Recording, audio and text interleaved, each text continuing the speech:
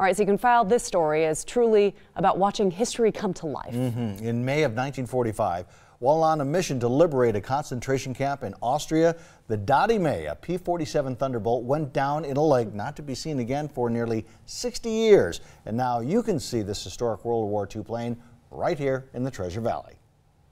The war in Europe was almost over, but there was still plenty of work for the Allied forces to do. For one, they had to make sure the Nazis didn't take their anger out on our POWs. Their plan was, if the Americans weren't in the concentration camp and the Germans were killing the prisoners, was to unload on the Germans.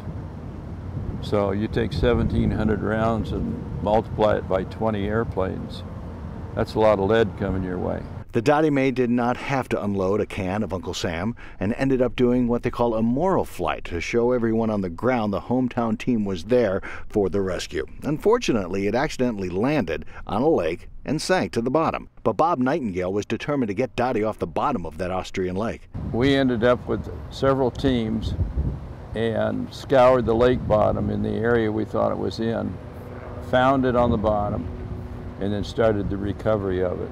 Nightingale became the project manager and knew right away it wasn't going to be easy. And as it was leaving the bottom, since it was upside down, the first thing we saw was Dottie, or it was actually May. And as the silt slid off the side of it, we could see Dottie.